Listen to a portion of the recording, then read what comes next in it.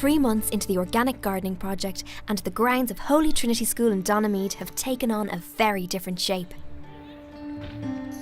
In an organic garden, the plants and vegetables are just one part of a system that includes all other forms of life, like insects and animals.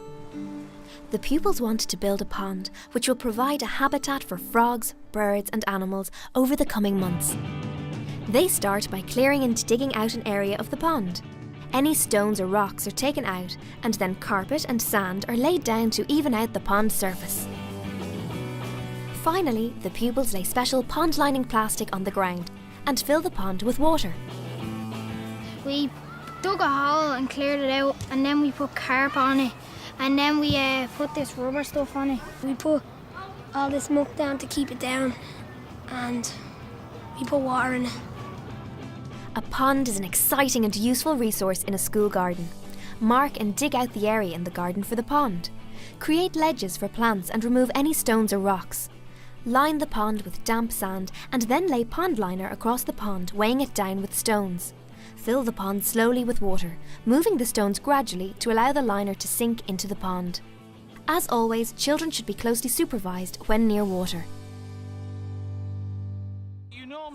In springtime, the pupils planted lots of different seeds in their garden, which have now developed into thriving plants. Who's going to eat the beetroot leaf? Me. Yeah. I'll eat, Auntie. Anyone want to eat a beetroot leaf? I'll eat it. Be brave. I'll Be brave. Yeah, a good man yourself. This is spinach. Do you see the shape of the leaf is very similar? Because they're the same family. Do you see here, by the way we seeded them, there's loads and loads of beetroot plants close together, and they're all fighting for the same food. So what you do is you thin them down, but make sure you leave some. Be gentle and careful and slow. And we spread them out on the... And you can spread them out for the sun to kill, and they'll rot back into the ground. The school will soon close for the summer, but Ian is confident that the garden can survive the holidays.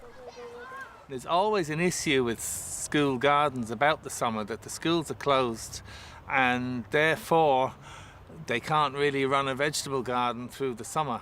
But there's a lot of things you can grow through the summer, like fruit bushes, fruit trees, and all of the other integral parts of a good biodiverse garden. We really think that an awful lot of vegetables can be planted late in the year, in the spring term, May, June, and then they'll be ready in the autumn.